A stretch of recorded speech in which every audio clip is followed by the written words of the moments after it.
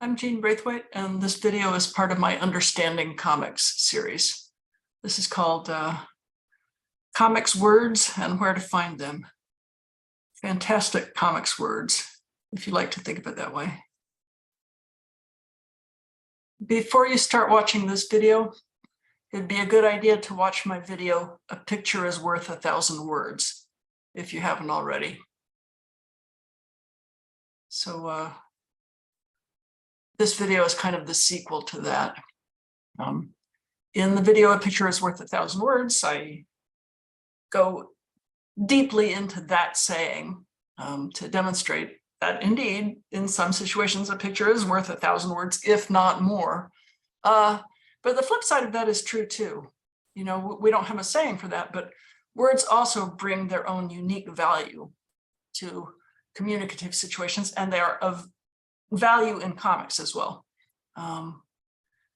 You know, I'm not saying every comic needs to have words in it. There are plenty of wordless comics, also sometimes called silent comics, and they can be very beautiful. I typically have one that I assign at the beginning of every semester to show, look how much you can do with sequential pictures and no words at all, you know. But that's not the norm. Most comics do have words in them, and there's a good reason why they have them. Those words bring value. You might compare it to the case in the history of movies. At one time, you know, silent movies is all there was, because the technology hadn't been developed yet to put an audio recording together on the very same film medium that the pictures were on. But once they did develop that technology, and then they had talkies, you know, as they were called when they were new, talkies completely took over the movie market at that point, and silent movies became a thing of the past, which is not to say people don't still make them, because sometimes they do. Sometimes it strikes a filmmaker as, hey, it would be cool to make a silent movie to do this particular thing. So yeah, it's still an option to make a silent movie or to do a silent comic, but it's not the normal thing to do.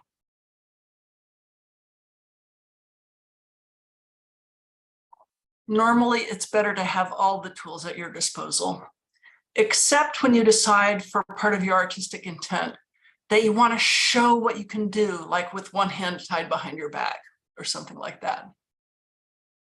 But it is, when you make a silent comic or a silent movie, you're deliberately shutting yourself off from some of the tools that are in the toolbox. Okay, so what are all of the different ways that words can be deployed in a comic? I'm going to try to come up with a rough typology for you. And by the end of this little explanatory video, I'll come down on, well, there's 5 basic types. But like, how did I get those 5 basic types? Like, what are the different ways we could even begin to start carving up the possibility space? Well, a couple things occur to me right off the bat. Words that you see on a comic page can either be arranged in such a way that they're inside their own border that separates them from all the other stuff, the picture-y stuff in the panel, or not, you know. So bordered or not bordered, that's one thing. And then cutting across that contrast, we have the contrast of, well, this little chunk of text is either like immediately attached to a particular figure in the panel, like say a person who is speaking or thinking. And so that this particular chunk of words goes only with that figure, right? Or else not, right? Okay. So let's say we're looking, first of all, only at the types of words on the page that have their own specialized border. What different types of specialized border is there for them to have? Well, I'll say 3 main types with room for a 4th. The speech balloon, the thought bubble, the narration box, also called caption box, or something else. And I'll get to that later, the other. I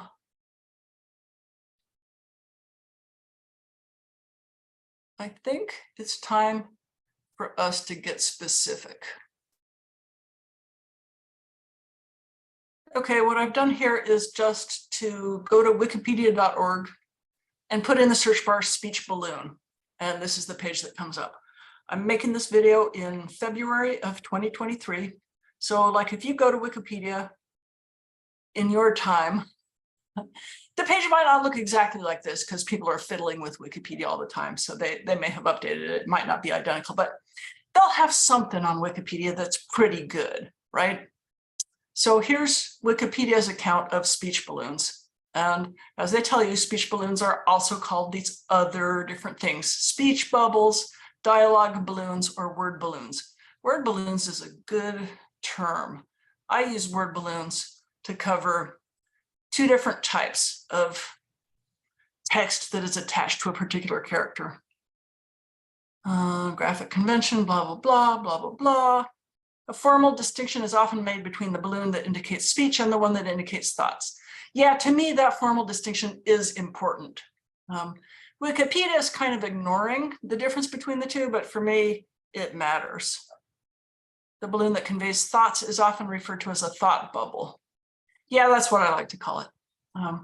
You could say thought balloon, but I don't really love that term because to me, a thought bubble doesn't look balloon shaped the way a speech balloon does. Here's like my little drawing of the difference, how they formally appear on the page. Speech balloon is like this, real smooth and with the pointy tail, but a thought bubble is not so smooth. It's got this scalloped edge like a cloud, right? Instead of the pointy tail, it's got this like little cloudy trail of puffs or steam or cloudlets. And then of course there's a picture of a text box.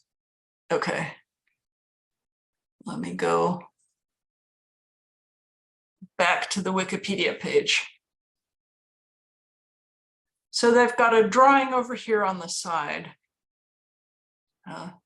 Better drawn than my little drawings, but with a couple of distinctions. Oh, and this conversation cloud. I would never, never, never call a thought balloon a conversation cloud.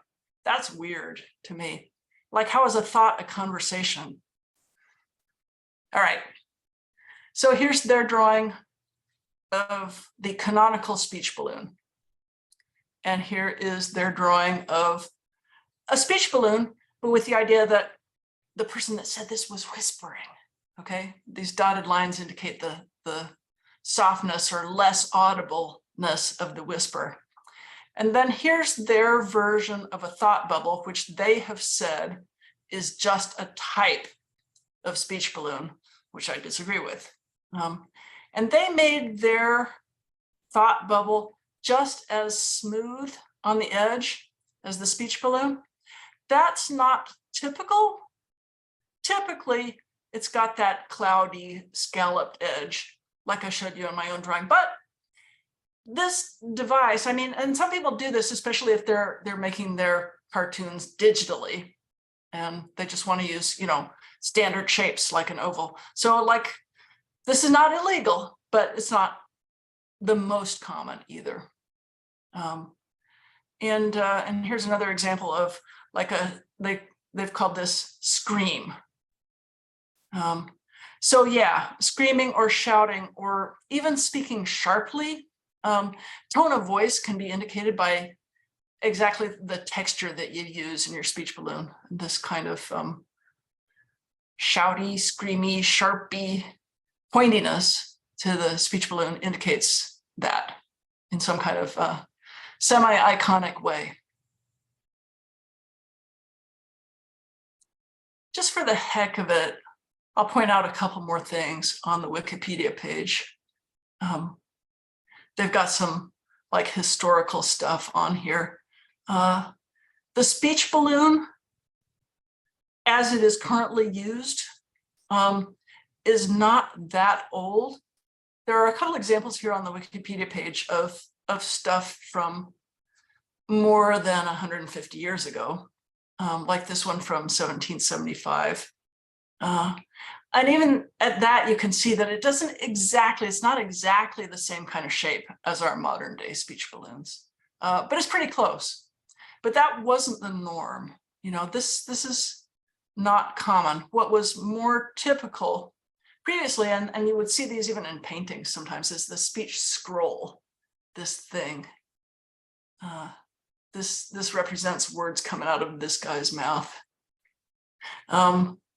The speech balloon as such, as we know it today, was popularized just before the turn of the 20th century. Like we're talking about 1890 something, when there's an explosion of American newspaper cartoons. And that's when speech balloons began to really catch on. All right. So much for history.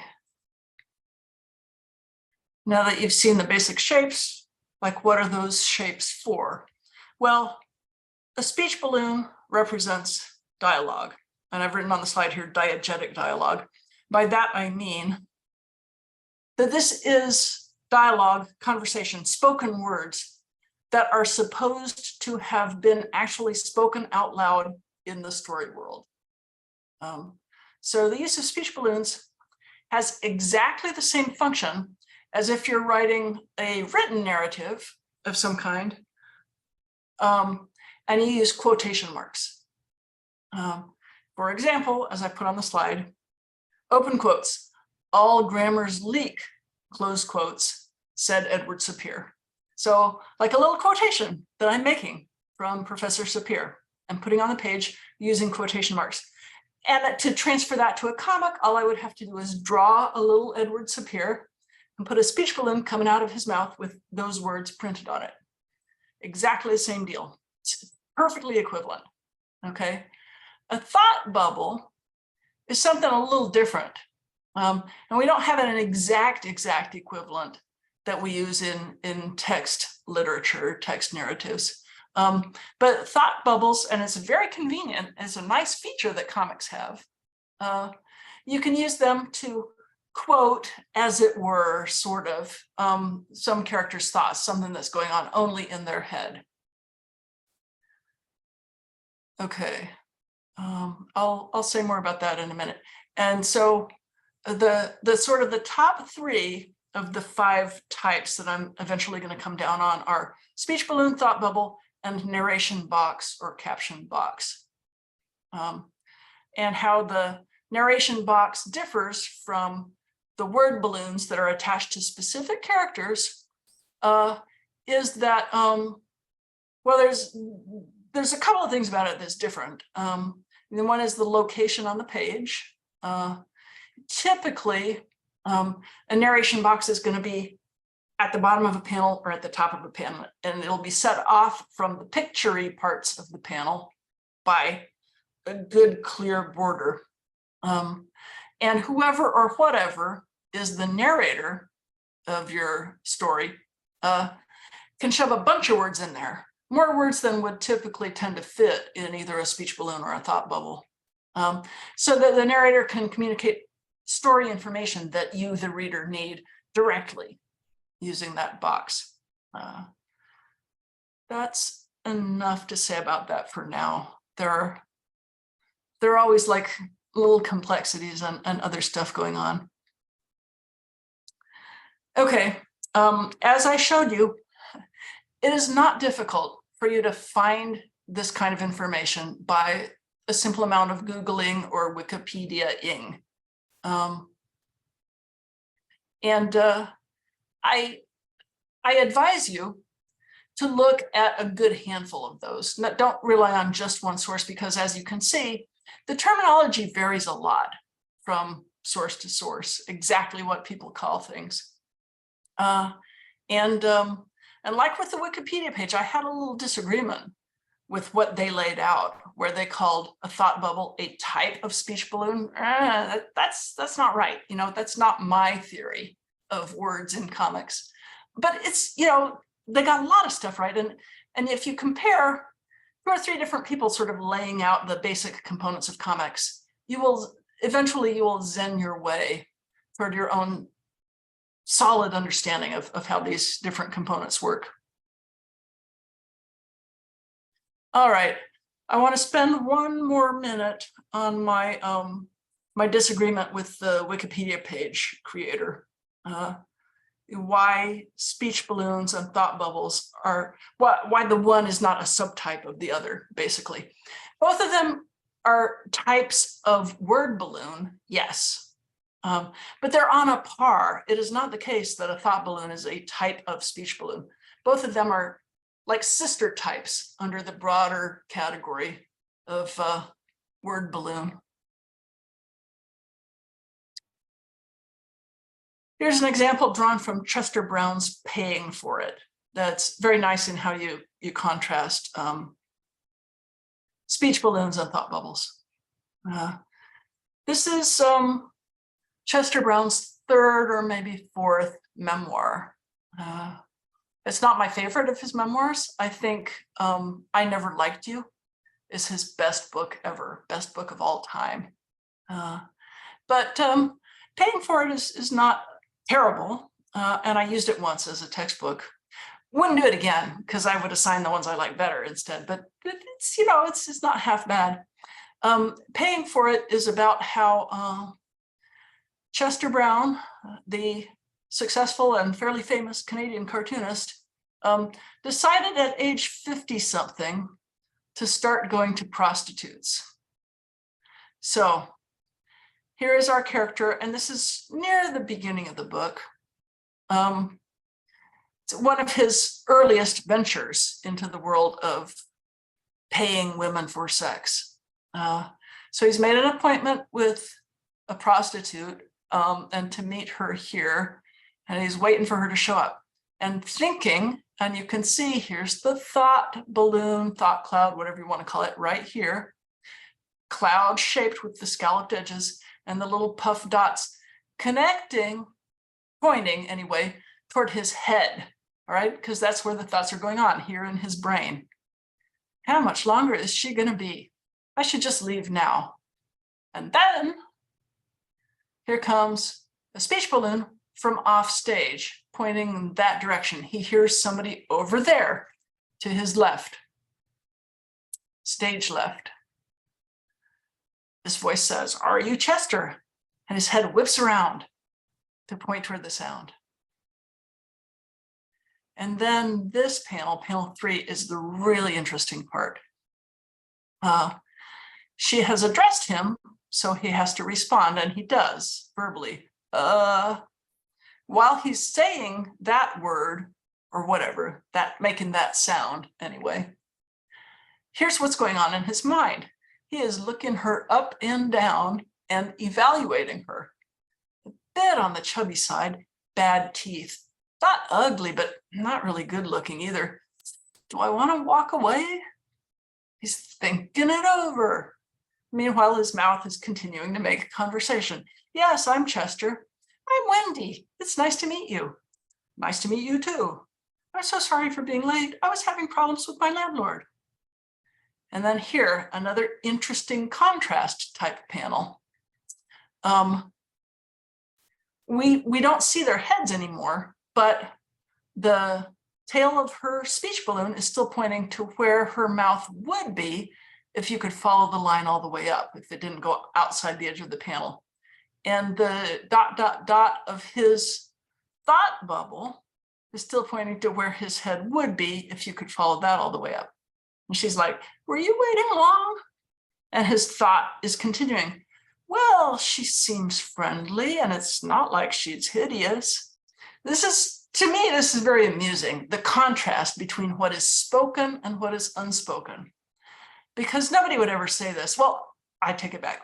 No decent person would ever say this, but anybody might think it, you know, but nobody's going to say, or no decent man is going to say, "All right, honey, let's go ahead. You're not hideous anyway."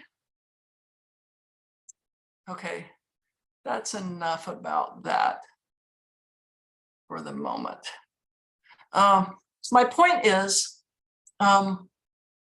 what's going on in a speech balloon is that exterior information is being given to us.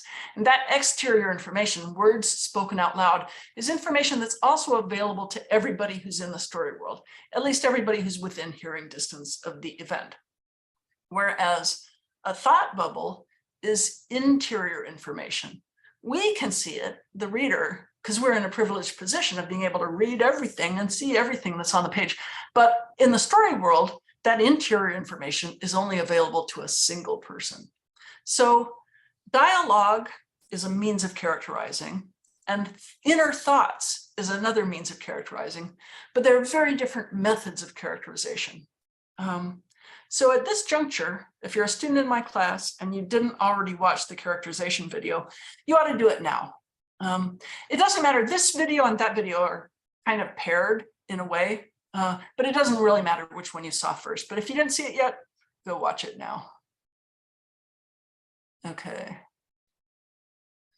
Well, let's take a brief look at words that appear in a panel, but that don't have a special border. That's not one of the three main types we've already talked about.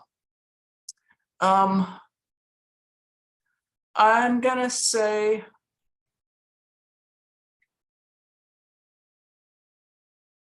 I don't want to spend a huge amount of time on this, but we can always talk about it again in class, and we'll point out examples as we go along. So start with sound effects, also called onomatopoeia. Anybody who's read even one superhero comic has seen this kind of thing. Biff, bam, pow, kabloom, that kind of thing. And you could raise a question, are those even really words? Well, you know, I don't care. I don't care if you want to call them words or some other thing other than words. But the point is, they're made out of letters that are put down on the page. And so they're word-like, at least to some extent, because we know how to turn those letters into sounds. You know, we can decode the K-A-B-L-O-O-M of kabloom into the sound kabloom, whether you call it a word or don't call it a word.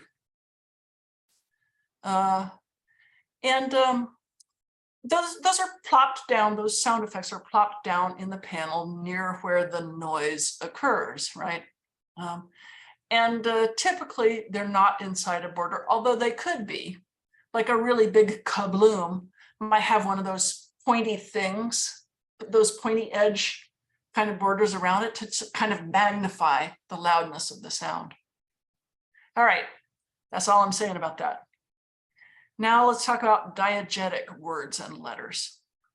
Again, and you will have seen this word elsewhere in my videos, but it's an important concept, so I'll say it again. Diegetic means of the story world, all right?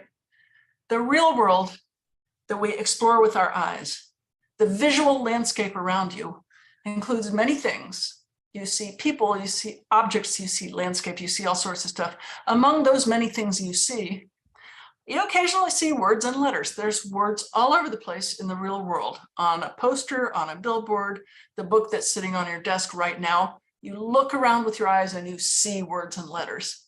So that's part of the world that can be depicted in a comic story world too.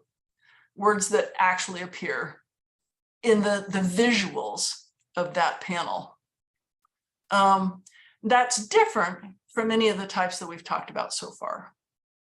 A speech balloon is non-diegetic in the sense that in the real world, when we're talking to people, the dialogue comes to our ears, not to our eyes. You know, we experience sounds as like a vibration in the air.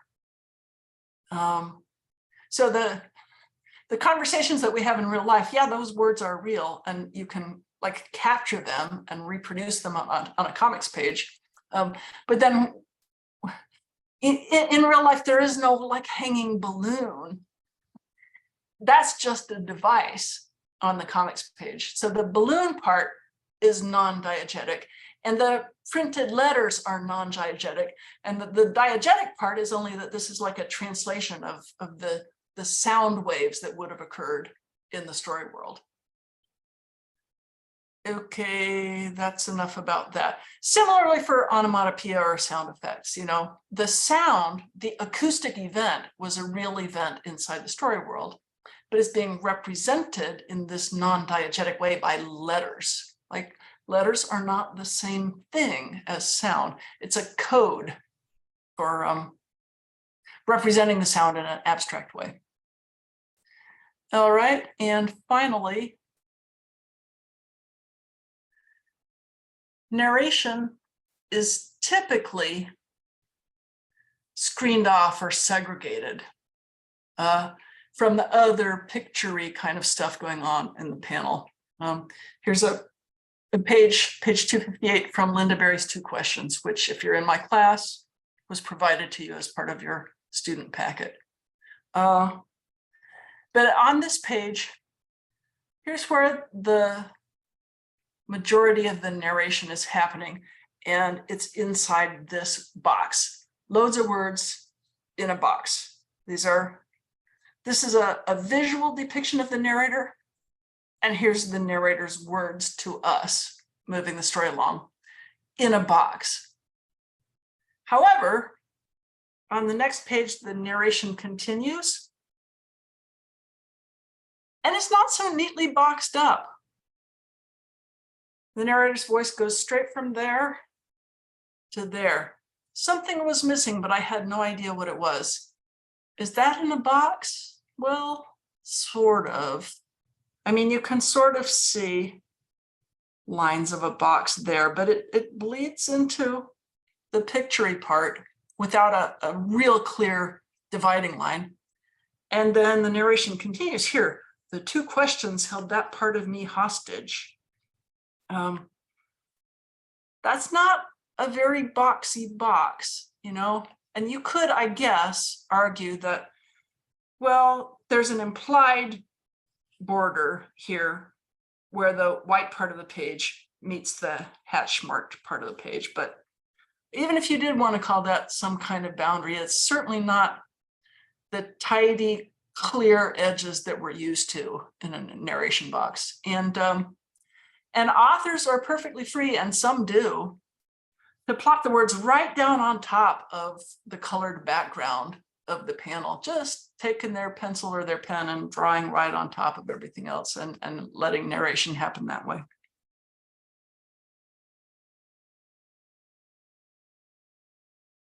So that's 3 quick samples of how words can show up on a comics page without being segregated carefully inside a special border. All right, let's review. For our purposes in class, we're going to treat it like there's 5 different types of words, 5 different types of ways words can be deployed on a comics page. Speech balloons to be used for dialogue, with the pointy tail pointing to the mouth. Thought bubbles to show something that's going on in a character's private inner life, what is happening in their mental space at that time. And that's the cloudy edged balloon, bubble, whatever, with the ... linking it to the top of their head where they're thinking. And besides that, narration. That's different from either of those 2 types of word balloons. And whether the narration is in a box or it isn't, it's like a different thing from either speech balloons or thought bubbles. And in terms of characterization, it's a different type of characterization yet. Typically, an author is going to stick their narration in a well-defined box, but there's no law against doing it a different way. Okay, those are your most important 3 types of ways of putting words onto a comics page, but also you can, and you may want to have diegetic words appear or use sound effects. All right. I alluded to this on a previous slide. Edward Sapir, the anthropologist, the linguistic anthropologist, said that all grammars leak The relevance of that to this situation is any typology that you create is going to have problems, especially when it's something like art. You know, people are always coming up with new ways to do things artistically. And even if you're talking about sort of natural objects in the real world, it's hard to make a perfect typology. Here's an example drawn from biology, the duck-billed platypus. You know, like, what is that animal? It is so weird. It is the only, at least the only surviving egg-laying mammal that there is on planet Earth. It meets the criteria for being a mammal, which I don't know what that is exactly. You can go look it up. Warm-blooded, suckles its young, whatever a mammal is. It meets the definition, and yet it lays eggs. There is no other mammal on Earth that lays eggs. Everything that lays eggs is something other than a mammal, except for the duck-billed platypus. So, like, weird, exceptional kind of cases exist. All right, I will now give a couple of examples of odd things that it's hard to fit into the typology that I've given you so far. Example number one, we'll go back to Chester Brown. On the page I showed you before from Paying for It, the speech balloons and the thought bubbles are very clear, and they're being used in exactly canonical or standard ways. But elsewhere in Chester Brown's work, and I wish I had an example to put up in front of you right now. It's even further on in this book, except I don't have the book right here, right now. It's in Arizona. But later on in this book, he has his character like turn to the reader directly and narrate to us. And I forget whether he uses a speech balloon or a thought bubble, but it's one or the other. But it's, even though it's inside a word balloon, it's still narration. It's still him talking to us rather than a private mental event happening at that moment in the story world, or a public speech event happening at that moment in the story world. And similarly, in his beautiful, beautiful childhood memoir, I Never Liked You, part of the story is told to us when the narrator, this guy, Chester Brown, except Chester Brown, the teenager, right? He still has all his hair. He's just a kid. He's barely post-adolescent male. And again, the character looks forward out of the panel at us and just tells us some of his story of what it was like to be him at age 15. But it's not the 15-year-old talking to us, but it's coming through a picture of the 15-year-old's mouth. So that's a little strange, and that's not a typical use of either. That's not a typical use of either a speech balloon or a thought bubble. Usually, those are used to portray something the protagonist is going through at that moment in the story world. But there, again, there's no law that says an author's not allowed to use those things for narration, and sometimes people do. Unusual example number 2 is drawn from Lynda Barry's 2 questions. We see the narrator visually on the very first page, which is 252 in my copy. There she is grown-up Lynda Barry is telling us about an artistic problem that she's having in her life. She keeps getting stuck on the 2 questions of, is this good or does this suck? And it's a barrier to her artistic creativity to be fixated on these questions, right? That is the central problem in this narrative. And at a certain point, it turns into like a riddle or a mystery that she's trying to solve. I just feel like something's missing. She says this out loud to herself. Even she's talking to herself here, even as she's narrating it to us. Something was missing, but I had no idea what it was. the narrator herself is embedded in this mystery or this puzzle or problem, and we're like along for the ride as she attempts to solve it, right? The two questions held that part of me hostage. What is it? What is the missing piece? I love this riddle.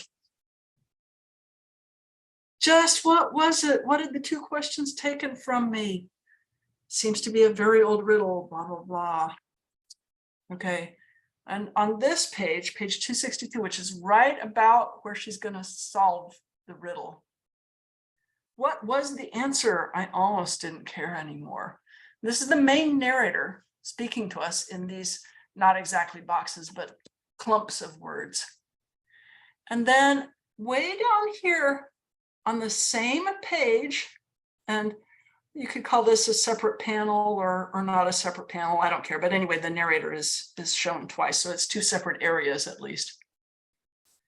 Here she is pulling out her hair with frustration. And here's a little chunk of text right over here.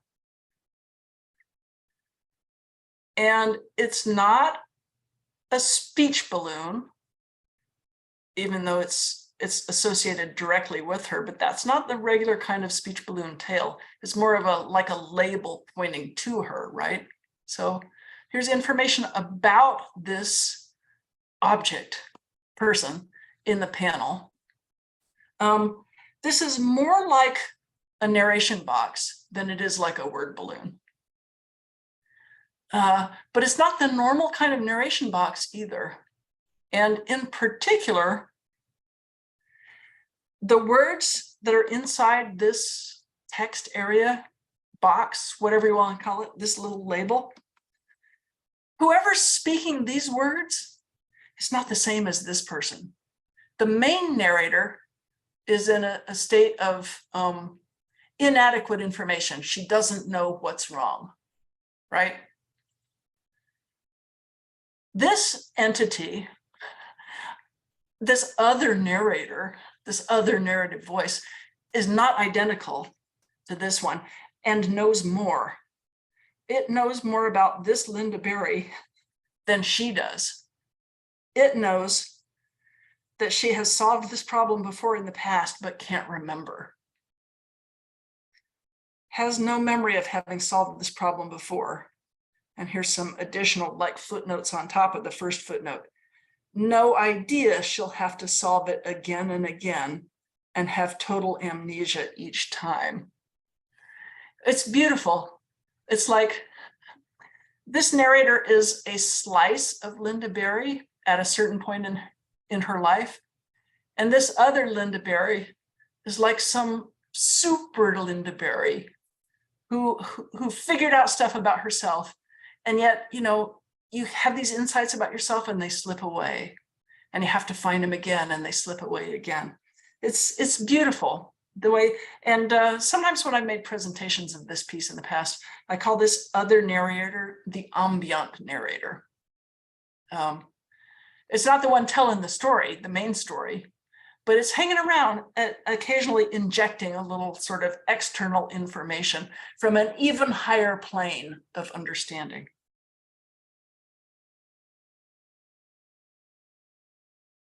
My final example that I want to use of something unusual that doesn't fit neatly into my typology of 5 types is two pieces by Noreen Graff. And in a bibliography slide, I'll give you the URL for how you can get to these. 2 short pieces, After Your Mother Dies and What If I Don't? And they kind of go together as a pair. What If I Don't is sort of like a sequel to After Your Mother Dies.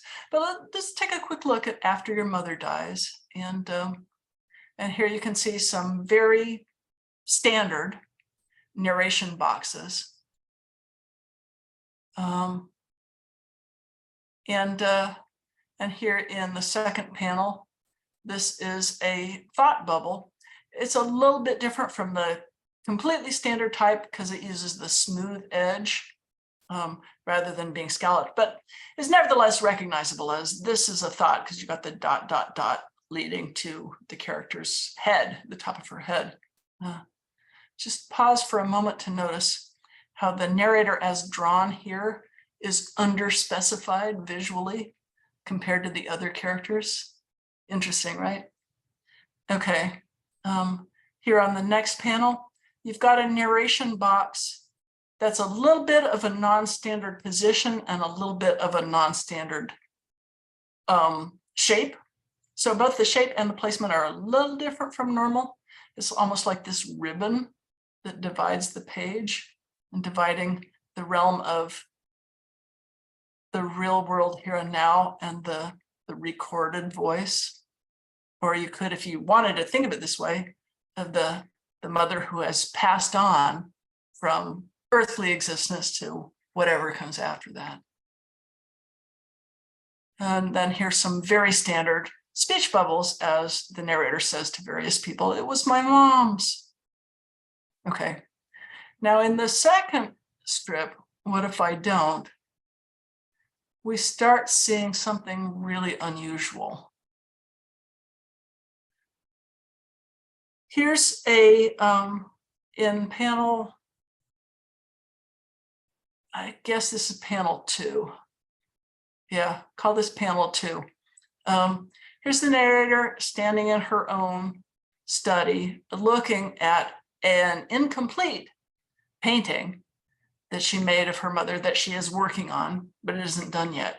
And she's talking to herself out loud and sort of talking to the mother in the picture. "What if I don't ever finish your portrait?" And then it's like the picture's talking back to her, like with this weird balloon. It's got a little pointy tail on it pointing to the mouth, just like a normal speech balloon. And yet, pictures don't talk, dead people don't talk. And then in addition to the pointy tail, it's got this dot, dot, dot of a thought bubble. Like, what is this weird hybrid balloon thing? I'm going to call it a bi-balloon because it has features of both a speech balloon and a thought bubble. And we see this bi-balloon in several different locations in this comic strip. Here it is in the toothpaste panel, "Waste not, want not." And here it is in the playing hooky from church panel, "Go to church on Sunday." And that's not all. You know, we see it again here too. "God put the animals on earth for us to eat." "Feed the poor." It shows up repeatedly, the bi-balloon. Well, here's what I understand that balloon to be doing. Waste not, want not. That's a familiar dicho, right? This is a little saying that you can repeat, like, you know, words of wisdom: waste not, want not. I bet that the narrator's mother, Noreen's mom, used to say this all the time when she was alive. And Noreen remembers her saying it. And when she's squeezing out the last teensy weensy little bit of toothpaste from the tube, she remembers her mom saying that. So in a way, it's like this bi-balloon. In a way, it's like a real speech balloon, time traveling from the past, from when her mom did say that all the time, repeatedly. And at the very same time, because her mom's not here and now saying it, it's an only mental event going on inside the mind of Noreen. So it's both a thought and a remembered or recorded speech, mentally recorded. So same thing here, you know, if the mom frequently said, "Once a job is first begun, never leave it until it's done," you know, and that would stay in Noreen's mind. So in a certain way, she's still interacting with her mom, at least her memory of her mom. All righty.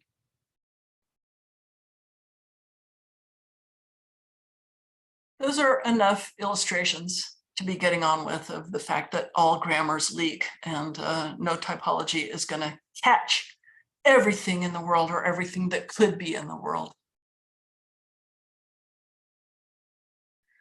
And the final slide is like my bibliography slide.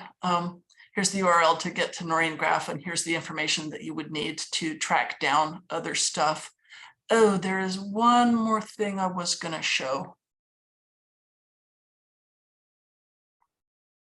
I had meant to show another example that I came up with just by Googling various things. I Googled narration box comics or caption box comics or something like that. And this is one of the things that popped up. It's just some guy, you know, and there's lots of them out there in the world that's trying to be helpful by putting together this basic starter set of different things. And if you look all through this, you'll see he's showing balloons. And here's another thing, Eminato, which I didn't talk about, but you can take a look if you're interested in. And they're calling, this person is calling what I called narration boxes, they're calling narratory blocks, but same thing, right? Sound effects, thought balloons, blah, blah, blah. Here, they've got an example of, and this is why I put this up. Here's an example of something that could be described as a caption that is separate from the stuff inside the panel, the other stuff, but it's also not boxed up. So it's like a free-floating little caption underneath the picture. So it's more like a narration box kind of situation than it is anything else. And they're calling it caption, but it's not boxed up like it normally would be.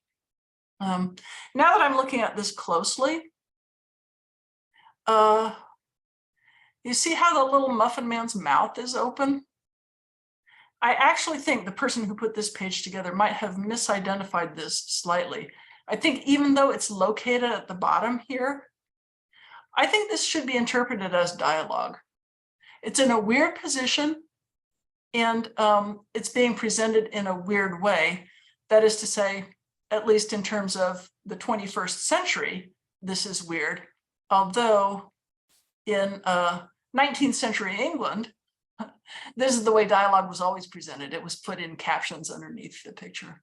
So this is another like little unusual example. And it's another example of a thing you can easily Google up to get yourself a good starter set of concepts to grasp the different concepts by triangulating from several different sources. So that guy, and I don't even know who it was, who put that little PDF together. This is the URL where you can go and look at it if it's still online by the time you watch this video. So that completes my bibliography and that completes this video. And we are done, but we can continue talking about this some more in class as needed.